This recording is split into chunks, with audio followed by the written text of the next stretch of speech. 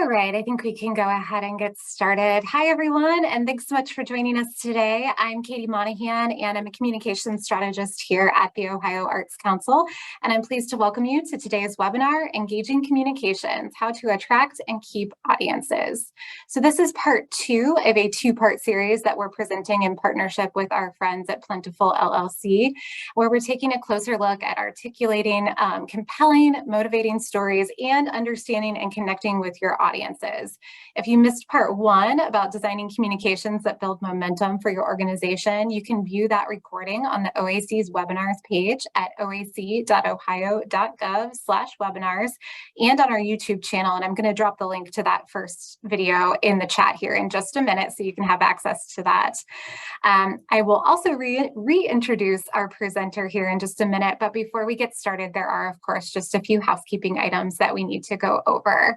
So first, everyone tuning in today is in listen-only mode, but that doesn't mean you have to stay silent. If you have a question at any point during the webinar, go ahead and drop it in the Q&A box there in your control panel. We'll monitor those questions throughout the webinar, and we'll be sure to leave plenty of time at the end to answer them as well. Next, live captioning is available for today's webinar. You can access those captions by clicking on the closed captioning icon and selecting Show Subtitle. If you have audio issues or trouble connecting, we recommend refreshing your browser. And if that doesn't work, try logging off and logging back in. And also, please keep in mind that because we are presenting from different locations, there may be some variations in bandwidth and internet stability. So if the sound fluctuates or one of us freezes up for a minute, thank you in advance for bearing with us. I promise we will keep on rolling. Also, we are recording today's webinar, and as I mentioned earlier, the recording will be available on the OAC's webinar page, again at oac.ohio.gov/webinars, and our YouTube channel by early next week. And finally, while I have you here, have you heard the Ohio Arts Council is hosting its biennial statewide professional development conference in Akron, October 5th and 6th, Arts Impact Ohio 2022. And we would love for you to join us. We are so excited to bring you 2 full days of performances, networking opportunities, and of course, plenty of workshop and plenary sessions where you can learn. We're looking forward to hearing from a fantastic slate of presenters, and I will post the agenda in the chat as well. One of those presenters is actually Carrie Schmidt of Plentiful LLC, who is presenting today's webinar. So if you have enjoyed part 1 and part 2 today, she's going to be presenting at the conference on a slightly different communications topic. Maybe she can fill you in a little bit on that at the end here or at the beginning, whenever she chooses. But with that, I'm going to hand things over to Carrie. Carrie, thanks so much for being back here with us today. Welcome. The floor is yours. All right, great. So happy to see all of you, sort of, be with all of you. I wish I could see your faces. That's the real reason to come out to the conference, right? So we can actually interact in real life.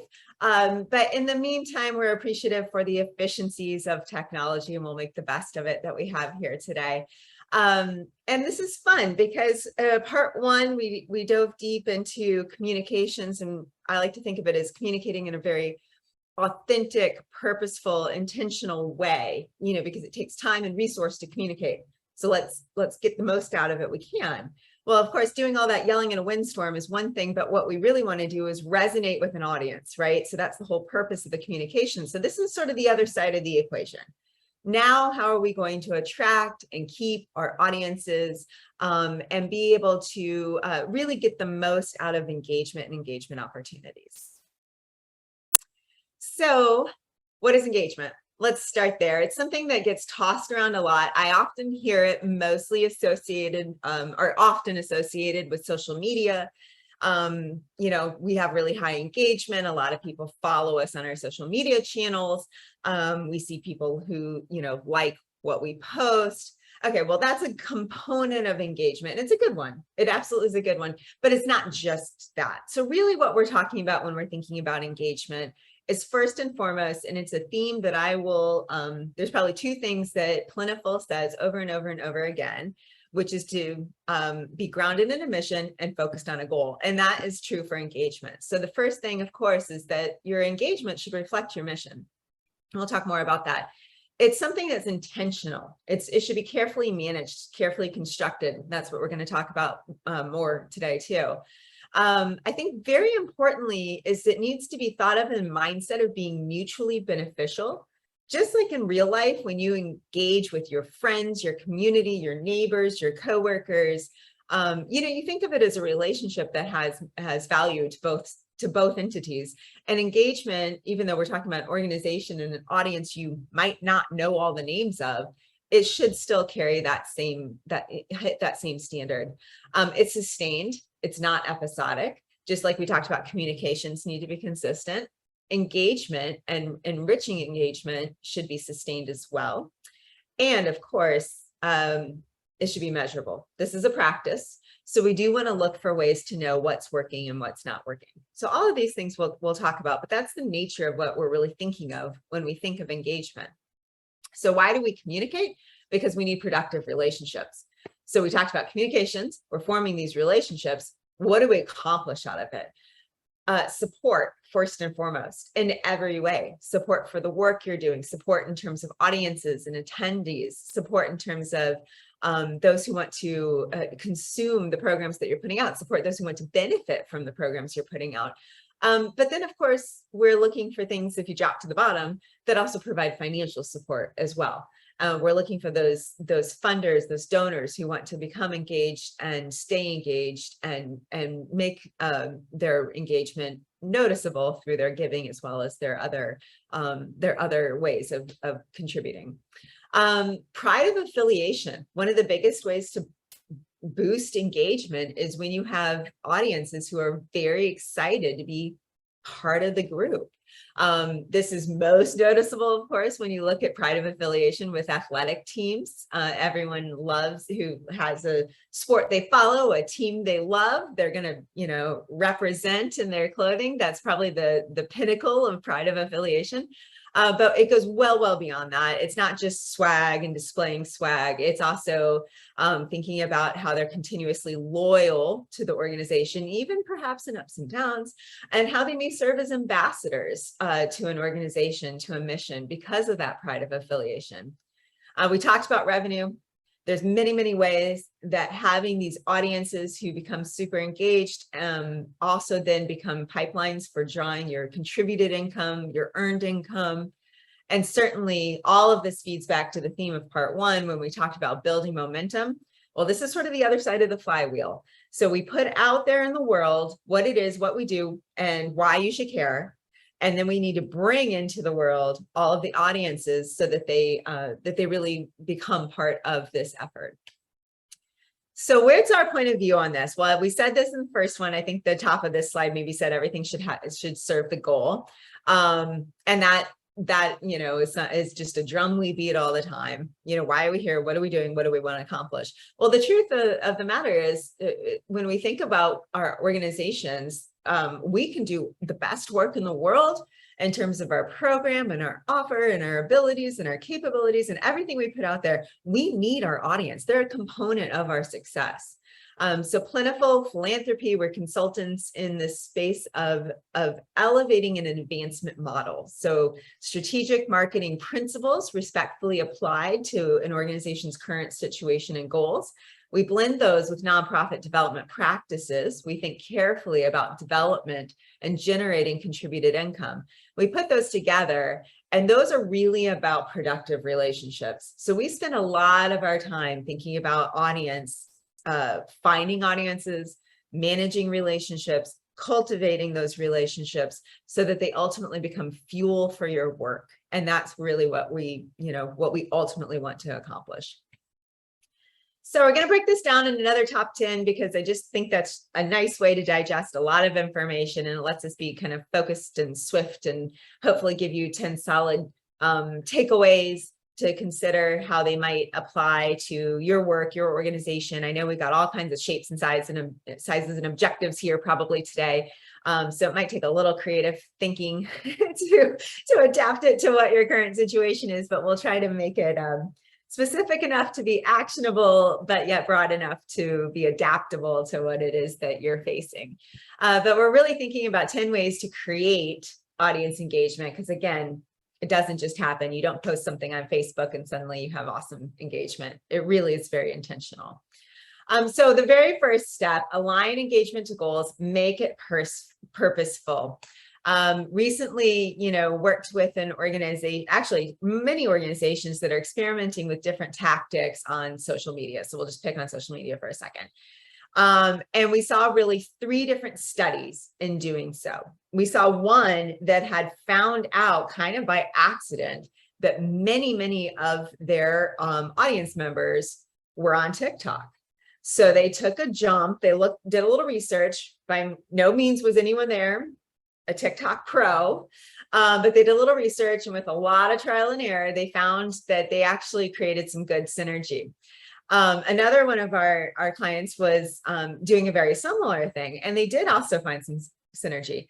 The difference between the two was, one, to be blunt, was productive. The other one, to be honest, was kind of just fun. Now, there's a value to fun. I'm sure we can find it, except that what really the situation was is they were communicating more to what I'd call friends of the organization, really weren't audience members in terms of attendees or supporters or fans. It was a lot of energy and a lot of work without a lot of return. Now, could it be considered brand building? Perhaps, and we could look at that. But when you're making decisions on how you use your time and money, I think that's something important just to evaluate. Was it worth it?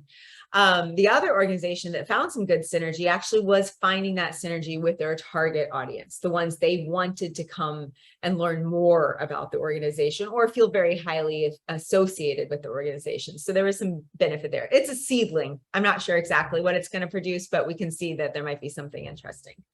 The third group that I mentioned found their way to a social media strategy simply because they had one very enthusiastic staff member who did a great job with it.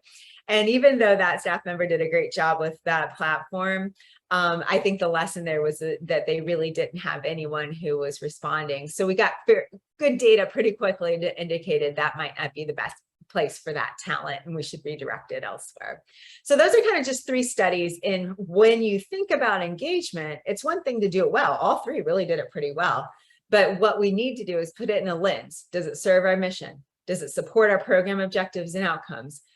Does it fuel the resource engine? We need to think about it in terms of what our organization is looking to gain from the time and energy put into, again, this time we're just talking about social media, but any effort to engage, an event, an outreach, an initiative, a gathering, anything like that.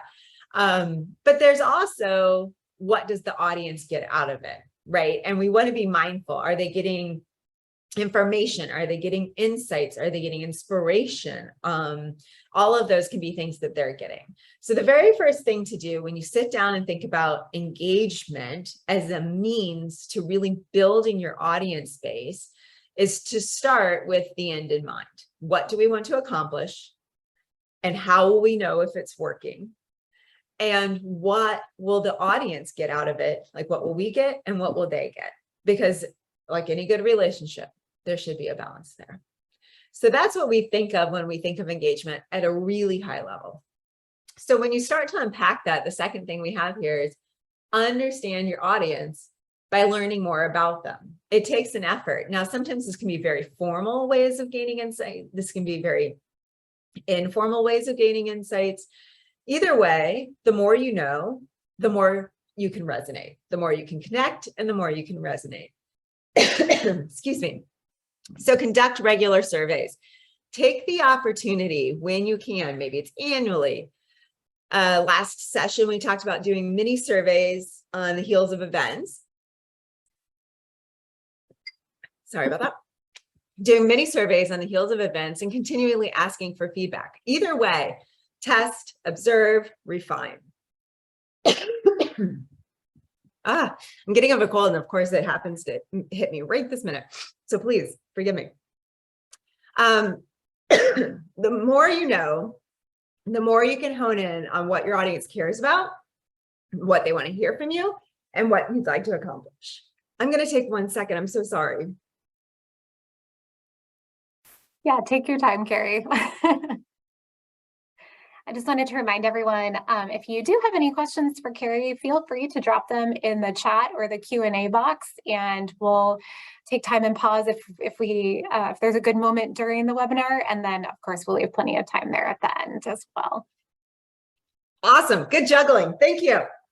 Oh my gosh, I'm sorry, team. All right, so that really is our deep dive in understanding, who your audience is and taking the time to listen and to know more about them. When you have that information, you can make decisions. That gives you the opportunity to understand, like we were saying with the TikTok example, what makes them connect, what makes them intrigued, what resonates with them. And then when you can do more of that. And of course, that just deepens the relationship. So learning about your audience is very important. There are very sophisticated ways to learn about your audiences, right? This is what retail marketers do all the time. They're like gathering your data, they're watching your patterns, they're, assessing information. Most of us don't have those resources. So you can do it in more of a from the gut way. Make sure you're talking to your audiences anytime you have a chance. Listen, what did you like about today? What did you not like about today? Find out where they're from. Anytime you can get a bit of information, when you talk to your audience, you're building up this knowledge base that you can leverage. All right. Define segments and use them so you can ensure relevancy. So this is kind of a marketing 101, right? Understand who your audience is and then break that audience down into segments, groups that have a shared trait or have a shared commonality to them. And that way you know how to communicate to them as a segment. This is what makes targeting possible, personalization possible. It helps with that resonance and relevancy feature in a really high way. The most obvious way to group is by demographics, by location. Those are okay. In our cases, we probably are more likely to benefit from grouping, segmenting based on the nature of the relationship. These are new donors. These are prospective donors. These are first-time event attendees. These are first-time, gallery guests. Whatever the case may be, those sometimes are easier ways to group because we can see how they're behaving, and then be able to put them into those, into those segments. Recently, or actually a few years ago, we began working with an organization that we continue to work with today. We came to know them during a campaign. The organization's pretty young, did not have a whole lot of data about its organization, about its audience base. And so we conducted a fair amount of interviews with those that the organization knew to be representative of the type of loyal donor supporter that they would hope would come on board for the purposes of the campaign. And we walked away with that just from, listening to about 40 people that we came to, and we asked very specifically, what makes you interested in this organization? And while there is no special algorithm that helped us come to this conclusion, but just kind of from that listening exercise, we realized that some people were really motivated by this organization has a technology platform. So some were really motivated by that innovative technology breakthrough, entrepreneurial kind of example or component of their work. And others were much more motivated by the mission, the intention, the impact on the community.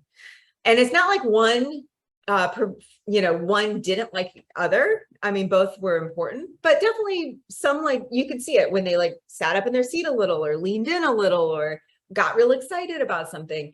And so we use that to actually create more of a qualitative assessment of segmentation based on motivation.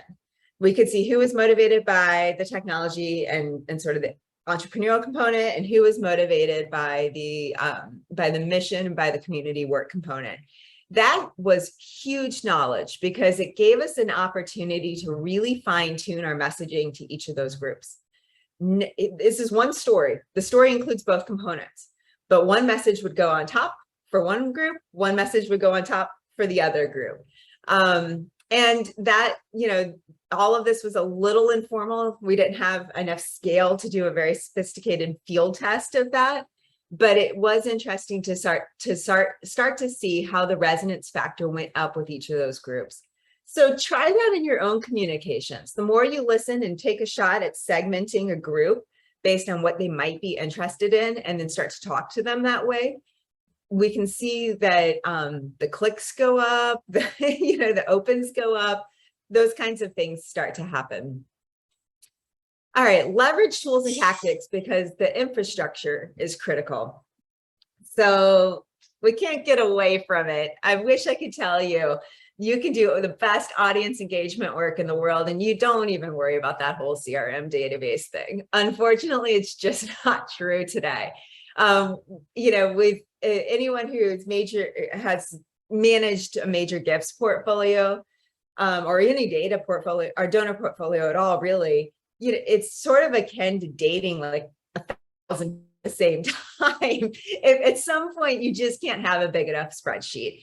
And so we will say that we know that the infrastructure can be a very expensive investment. It is an investment that yields return when it's used. And you may have some, maybe you're not using it fully, maybe you are using it fully, maybe you really need to update the technology you have available to you. Either way, the bottom line, and we really just can't get around it, is you need a database or a CRM or some kind of tool to help you manage communications, engagement, and development. It lets you make informed decisions. It helps you keep really good information. It helps you do that segmentation piece that I just talked about. It allows for you to be able to track performance in a crisp way. So look for those opportunities within your tool. Also, add to that clear documented processes for managing audiences. That means who should add information to the database, who should be thinking about the audiences, what happens when someone calls the office, who answers and where do they go? Some of that's just going to seem really obvious, but it often happens, and no one wants to have this happen, right? No one wants your $5,000 a year donor to send an email to the organization that gets lost and unreplied to, or appears that no one knows who this individual is, right? And then you have a really valuable supporter who now feels a little bruised by not being recognized. So think about those processes for managing audiences and audience connection. And then define roles and responsibilities and really accountabilities for managing relationships. Whose job is it to make your gallery guests feel like they've had the best day ever and they want to return next time they come? Whose job is it to ensure that those who are coming to a performance know exactly the logistics of the evening and then are synced the next day? Think about those things in terms of assignments. And then this is why it's always great to have them measurable, because once it's part of a role and once it's a responsibility, we can also then hold them accountable and measure against it too. So CRM processes and responsibilities are sort of the internal piece that makes an engagement work. And a well-managed database is just pretty essential as we go forward. So that's my plug for the databases of the world. Define the experience and let that be the guide. We can all use the term great experience, but spend a day or a week thinking through very carefully, what is the ideal experience for your organization that aligns to the goals, like we said in number 1, and moves your audience from A to Z. So moves your audience from the first time I ever hear this organization's name said out loud, or see it on in an ad or on a post, to your deepest, most loyal, most committed supporter, who's going to be, one of your top relationships. What has to happen in between there? What happens from that's literally the A to Z. What happens from inquiry, if we think of it in that term, to trial is how we would think of it. So trying something out for the first time, becoming introduced for the first time, to getting a little more interested, a little more invested, making that first gift, if we think of it still in a development standpoint, making that 10th gift, if we keep them that long, map the whole thing out. You know, think of it from your, you know, whether it's your performance attendees or whether it's your donors, or hopefully you're thinking about it as both. You know, think of those steps, because they won't just happen unless you are moving your audience through each of those gates in an intentional way and a constructive way. And then you can look for what's working.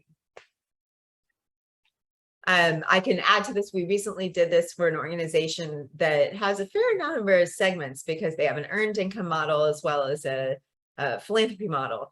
And we dug pretty deep into it, and we did it for 10 audience segments. The whole, you know, it wasn't super complicated. I think the journey has about 8 steps to it, but we did it for all 10 as part of a retreat. And what it let us do at the end was we could see that there were times when they all needed the exact same thing. So that was one activity we could make be very efficient for every audience group. There were times when all 10 audiences really deserved something a little different based on the nature of who they were.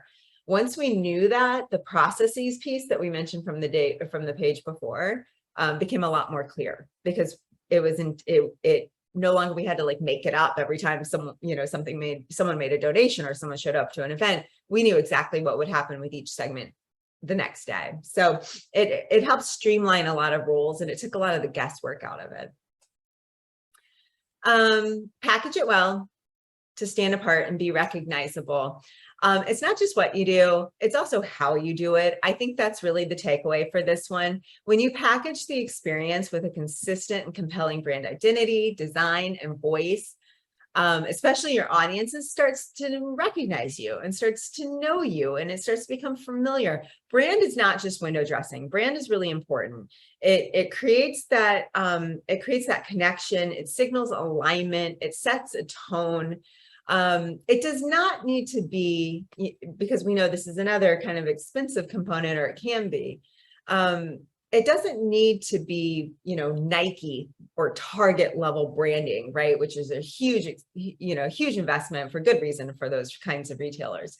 But for any organization, you want to have your main components locked in. You want to think about what's a design or an image that can be used consistently and well executed and be managed by the staff, so that you get into that rhythm, and people will know you when you're communicating. And you know, it doesn't help when it stands apart and it's a little recognizable and it's a little exciting and it looks beautiful. They're also proud to share it as well.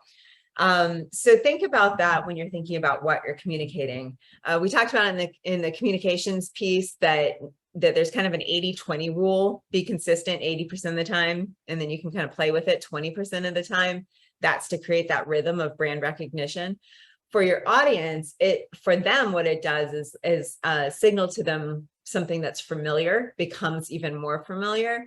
And then, like I said, when it's well packaged, they're more inclined to share it as well.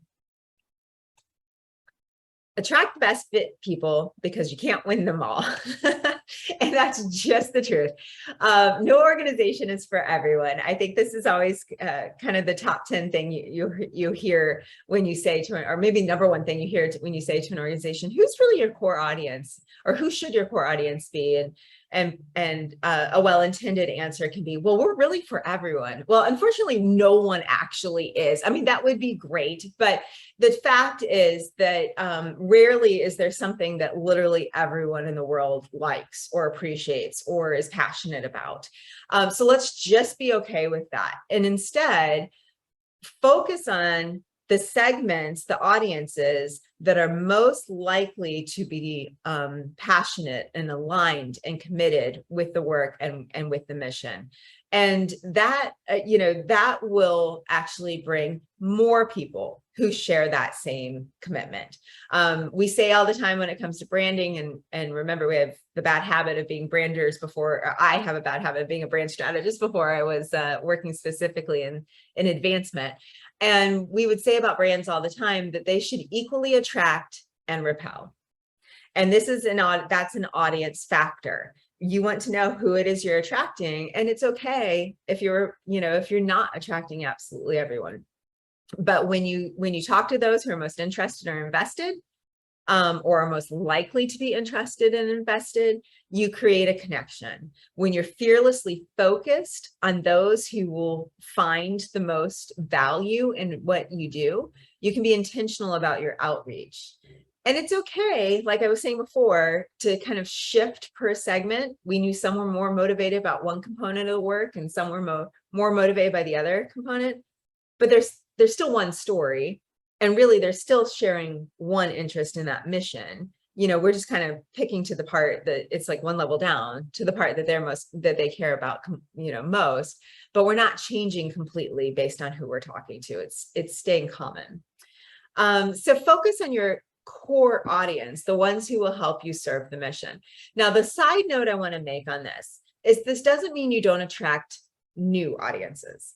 Right? When you know who it is that is most likely to be a best fit for your organization, and you hone in on maybe what that 4, 5, 6, list of characteristics and traits is, then you have something that you can take and apply to other scenarios. If you were trying to diversify who your audience is, well, you can do that now with intentionality. We know this is what people find as being most valuable and most important with their relationship. Where else? What other communities? What other audience groups might find that same thing? And now we can go out and provide that. So I don't want this to be confused. Like you put the blinders on, you never go acquire more audiences. That is not the case. It's more about understanding kind of in a heart-to-heart way who is most aligned to and most inclined to be attracted to your organization, and then you can replicate that in different places. Okay, so take care of your relationship, because once they're gone, they're gone. Here's especially when it comes to fundraising, if you want, it's the national data on this is consistent and sad in the sense that the likelihood of a first-time donor returning and becoming making a second gift, unfortunately, that national average retention rate hovers under 20%. So what that means is 1 in 5 first-time donors return. So just to break even on first-time donors the next year, you have to find 4 more just to replace the 4 that have probably left, if you have those same numbers. Having said that, when it goes to year 2 to 3, 3 to 4, and so on, the likelihood of return goes up to about 66 to 70%. So that's good news. The key is, when it comes to giving, if you can get a first-time donor and work hard at keeping them, you're likely to have them for a while. And when you've mastered investing in those relationships, taking care of those relationships, you're really mastering building loyalty and building generosity when we're talking about development specifically. This will be applicable to many audience scenarios. Again, if we're talking about performances, if we're talking about galleries, if we're talking about program attendance, you'll find that same sort of rule applies for retention. It's well documented when it comes to giving, but we can find evidence that that's true elsewhere. And once they're gone, the recapture is a hard, steep hill. So the point really is to say that you want to spend time, when you're thinking about mapping that engagement, when you're thinking about taking care of your audience, is to really be committed to making sure those relationships that you do have feel great. They feel strong, they feel connected, they feel cared for, they feel close. All of those things that you can do will be a good investment in your long-term growth, not just in that audience feeling great. Saying thank you, can't do it enough. Provide a breadth of opportunities to get engaged. Engagement can be giving feedback. Engagement can be attending something. Engagement can be downloading a paper or an article or images. Engagement can be, of course, social media. There's so many ways. Anytime you're really forming that point of connection, you're creating an engagement. Treat each segment with authentic, on mission, on brand, surprise, and delight. Oh my gosh, does this go so far? And it's not just, tchotchkeville here. Don't just send out keychains because you can send out keychains or something like that, or masks or whatever the case may be. Attach it to something that just underscores or reinvests the mission and the whole reason we're together in the first place. So that's it's important that you build that into your practice. This is one of the more important pieces, because you don't want to backslide. You work too hard to get your audiences. You got to keep them. Trust your audiences and they will trust you. So sometimes, I think we're probably all reading a lot about trust these days. And we talk about this a lot with funders, that it's okay to be a little vulnerable sometimes and let them know what's really going on, and being honest. And I think at the end of the day, we all appreciate that. Well, really, all of your audiences deserve that same trust. And so when you're contemplating a change, when you're addressing a situation, when you're preparing for something exciting, it's good and bad, let them weigh in, bring them into the fold, give them an opportunity to share what they like, what they don't like, to offer how they can help, to just be a part of it. And sometimes it's just be informed. So let your fans provide insights and information and ideas, give people options to shape their experiences, let them do a little bit of selecting in and out, empower them to support your work. You can say, look, we're really ramping up to be able to share this, our program, our work with more and more audiences. If you loved it, send it to 5 people and let us know you did, things like that. Not everyone will do it, but some will. And so it's always worth making them part of the effort.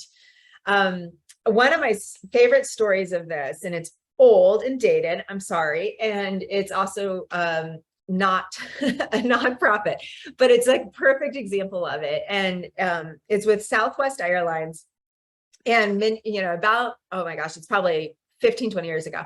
They were they heard nothing but complaints about the way that they allow the boarding to happen on their planes, right? There's no assigned seats, and people just felt, those who hate it, like, just tell me my number in my aisle and I'll just go sit down. Other people, just couldn't stand it. So they always were inundated with all the complaints from people that just hated that system. So they trial ballooned, rolling out, that Southwest did, they released that they were experimenting with an assigned seat approach, so that there was no longer that, get on the plane and fight for a middle seat, or no one fights for the middle seat. Sorry, everyone fights for the aisle seat, and regret when you get the middle seat. And just by doing it, that allowed their fans the opportunity to say, no, hold on, this is the best thing to us. We super value the opportunity to just not deal with that whole seat assignment thing. And what they found was those who were complaining, which is all they really heard in their channels, they'd never asked as a full group who actually liked it. And those who liked it, of their actual customers who buy, who would frequently buy on Southwest, way outweighed those who didn't like it. So they almost blew up something that was really important. The point is, I tell that story all the time because it's so everyone's experienced it or seen it, something like that. And the point is if you bring your stakeholders into the mix, you'll be much more informed in making decisions that will appeal to your core audience. Okay, so number 10, make it personal, because to your audience, it is. And there's so many ways that you can do this. This is, again, where the CRM kicks in, because when you can use real names and relevant information to show that you know who they are, that will be appreciated.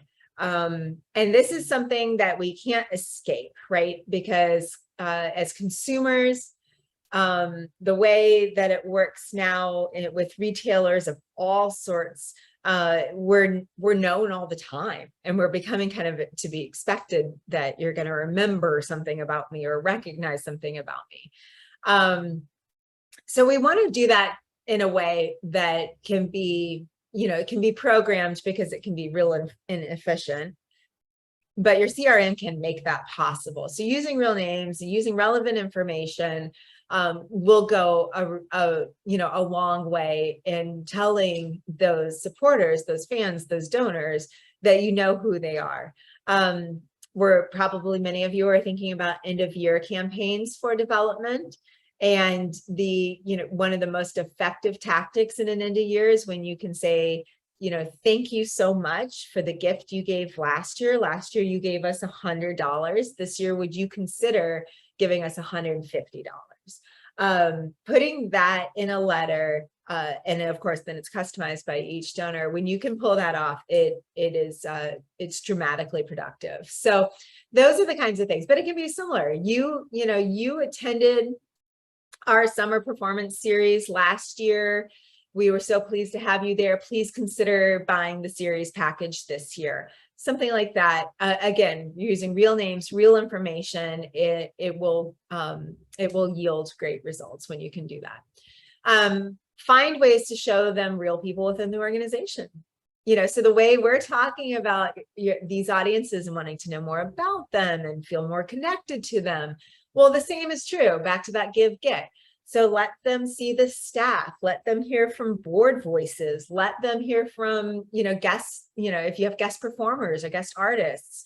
The more times we can get real voices and real people in the mix, it's going to create more connection and more engagement.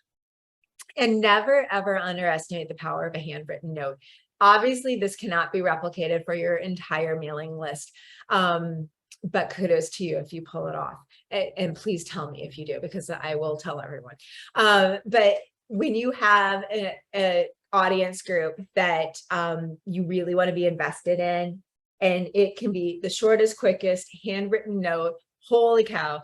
I hear people rave about this all the time, especially when it's in fundraising. So think about that. And when those little moments can come into your world in terms of engaging an audience, this can be, I know we want to talk a lot about acquiring audience. And this can be sometimes the greatest way when you create a super fan through a very special outreach. That super fan then tends to tell the world and tell their entire community what a great experience they just had. You just acquired 100 new audience members. So there can be a ripple effect to being very intentional about making it personal and hyper focused on your audience, because it really then tends to attract more audience members because you've created an ambassador. So I'd say the takeaway to number 10, but really to this entire discussion, is have an audience-centric mindset. When you sit down to do something and you think about how the event is going to go or how the year is going to go, think about it from your own goals, and then think about it from what your audience would get out of it as well. So why does engagement matter? We're going to create more fans build awareness and equity. That builds pride of affiliation and credibility. That attracts talent for staff and board members and volunteers, and ultimately increases revenue. And you can see how this really becomes momentum building. So invest in your audiences and they will invest in you. And then there's a great opportunity for sustained support as you take your mission forward. All right, I'll rest there. Right on time. How about that? I think you'll check, please, if there's any questions. Is that right? All right. Yeah. Thanks so much, Carrie. That was fantastic. I love a good top 10 takeaway list. It's easy to digest and move forward with some actionable strategies there. So thank you so much for sharing all of that information. If you do have a question, feel free to drop it in the chat or the Q&A. We have one question for you, kind of going back to CRM and databases. We have a question. So it says, I'm in an organization that doesn't have a true database. I can gather some data from ticket sales and class registrations, but we often struggle to reach our existing audience, let alone grow it. What tools or techniques can you suggest to assist in creating reliable communication with unreliable contact data, or funding strategies to purchase legit database software? Oh man, that's a heavy question. And it is so, but it's so important, and I really appreciate it. It's difficult without the tools. And of course, then we always end up in a bit of a bit of a do loop, right? Like we need to raise more money to afford the capacity and resources that will build our opportunity to reach more people, to raise more money. So there always is kind of that loop. I'll try to respond to what I heard, and I'll probably miss a couple things so we can make sure to follow up on it. I would say first and foremost, depending on what kind of pressure you're under, I would look at perhaps as you're planning out the next, 3, 6, 9 months, how could you get some reliable information about your audience? So be creative about it. If we're still working in a spreadsheet, let's just assume there's not a CRM at all of any kind. First of all, get good at spreadsheets. Second of all, think about, can you send something out that would invite your audience to provide their information back and would be motivated to provide information back to you? Maybe this is, information they'd be interested in. Maybe it's a special download that they might like to have. You said class, so maybe there's something from a class that would have content that would be valuable. Maybe it's access to a webinar. I think about it. You'll have to be creative, and without knowing more, I can't really be creative for you on the fly, but think about something that would motivate them giving you information. So you start to build up. So that'd be step one for me, is how can we attract the opportunity to learn more, gather more, so we could use that. And then I'd say, your next step then is to use the information you have to the best of your ability. So if you can't really see who your audiences are, I'm sure you rely on your website. You probably rely carefully on your mailing list, which might be in MailChimp or something of that nature. And again, I think you'd have to use those to try and drive to your, to your business objectives the best you can, and hope you're driving to a moment when they're going to give you more information. That's probably where I'd start, and then see where you can go from. Did I address all the questions that were in there, Katie? I can't. Sorry. Yeah, I think you got to the heart of everything in there. Yeah, thanks, Carrie. Tricky one. It's tricky. Yeah. I know. Well, I think that's all of the questions that we have. I'll do one last call if anyone wants to drop anything in there. Oh wait, I think we got one more here. Oh, it did. The person who asked the question said, yes, you covered everything, so you're good. One last call for anyone who wants to ask questions. Of course, Carrie provided her contact information on the PowerPoint here. I will be sharing a copy of the PowerPoint along with a nice handout that Carrie put together, and a link to the recording once it's available. Hopefully by Monday at the latest. So you'll have access to all of that information and all of those resources. And Carrie, do you want to give a little preview of what you might be talking about at the Arts Impact Ohio conference while we have you here? Yeah, so Katie kindly let me hit the third leg of the stool here. So between the two webinars, we've covered off on communications. We've talked a lot about audience. So we're going to dial in a bit more at the conference on the advancement model, and really on development, on fundraising, and how to build a productive program for contributed income. So we're going to take these ideas, of course, I'm sure I'll talk about audience communications again, but really with the purpose of driving to a productive program that yields contributed income, or helps elevate a contributed income effort through fundraising and development. So that'll be our focus next time. And I like it when we get into the dollars and cents of it. Fantastic. I know that's always a popular topic. So be sure to register and come see Carrie and the other presenters at the conference. I think that's all for today. Thank you all for taking the time to attend. And Carrie, thanks again for coming back for part 2. This has been a really fantastic series, and we're grateful to be able to offer or provide your knowledge to the masses here. So you are welcome back anytime. So that does it for today. Thanks everyone, and we'll see you next time. Awesome. Thank you so much. Take care.